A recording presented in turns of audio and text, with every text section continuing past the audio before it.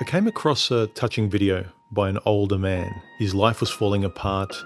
He had no friends, and his wife and him have been sleeping in separate rooms for almost a decade, and he sees the writing on the wall. He openly admitted that he didn't think his marriage would last much longer. And while I don't wish the man anything bad, it is quite refreshing to hear someone talk honestly about his experience and something he went through, and not just talking about relationships politically or what all women do, or if you want to get a woman to like you, you must do A, B, or C. It was a really honest conversation by him. I'll link his video below. Go have a look. Gerald, I think his name was. He was just trying to be honest to work out his problems and what he was going to do from now on, because he felt lost and he didn't know what was going to come next. And I think that's very confronting and daunting. But the most interesting part of his video came when he started to contemplate the reality of what was to come. His marriage ending. He was saying, dating at my age, and how do I even keep a woman happy? And I'm not criticizing him. He just doesn't know what to do next, especially when it comes to basic companionship with a person, to have someone to speak to and share your thoughts. And this can't be understated. People think, well, I want to be a lone wolf. But nothing beats feedback from another person in terms of not just knowing who you are, feeling who you are, with immediate feedback, interactions, responses. You can't just live a life of recording videos, publishing them out into the ether, and hoping something comes back, because nothing substantial will. Even this, I'm grateful for the friends and connections I've made through here, but until I meet the people I consider friends, there's always going to be a distance between us. The tactile warmth of being able to talk to somebody that understands you, and you can get as crazy and clumsy and imperfect. You don't have to impress. You don't have to walk on eggshells. One thing Gerald said in his videos was, he just asked his wife something and she'd get angry at him. She'd blow up. She'd say, "What? What now?" And he hadn't talked to her all day. I can't imagine what it's like, although I can imagine. I've been in that situation where I'm in a committed relationship with someone. We've said I love you to each other, and I'm walking on eggshells. And Gerald's video got me thinking about the experiences in my own life with ex-girlfriends where I was with someone and I'd never felt lonelier.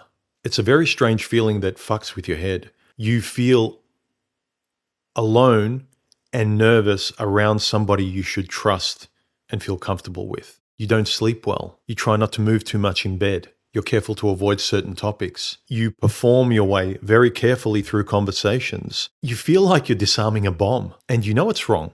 And here's what I realized when I reflected on my bad relationships, where I was trying to make my partner happy to no avail. Even if I succeeded in making her briefly happy, alleviating any kind of uncomfortable feelings, giving her what she wanted, saying what she wanted to hear, whatever, just, make her happy, do what she wants, say what she wants, right? I never succeeded in making my exes happy. All I succeeded in was feeling relief that I did what they wanted, and I curated myself in what they wanted me to say and which restaurants they wanted me to go to and how to dress and what movies to watch. Just be a yes man so I would get relief from the anxiety of feeling like I'd done something wrong, or I wasn't a good boyfriend, or there was something wrong with me but no one could tell me what it was. It's just I was being a typical guy that didn't know how to do relationships, or I don't know. It wasn't making her happy. It was just a loop of relieving anxiety, relieving anxiety, relieving anxiety. It was always momentary. It was always, oh, she's happy. I want to bottle this moment. Can this last forever?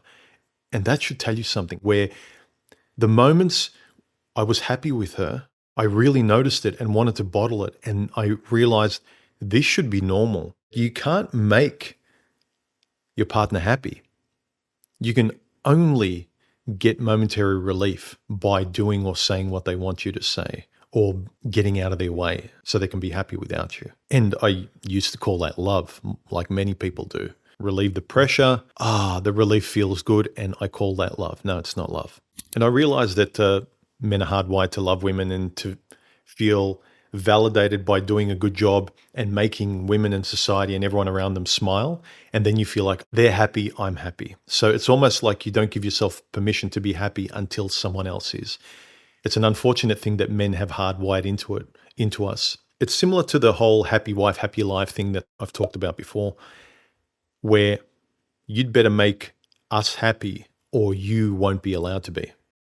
In conclusion, my advice is you cannot keep trying to make your partner happy if they're not happy just being with you. You cannot perform your relationships just for some relief. And look, the relief of anxiety in that moment feels great, but that's not love or trust. That's just you feeding an angry, hungry dog that later on you'll need to feed again. And that's what I did for a very, very long time when I was younger. I tried and tried to keep my women happy until I started to look in the mirror and notice that I wasn't. And I vowed that I'd never be that person again. And I would offer, neither should you.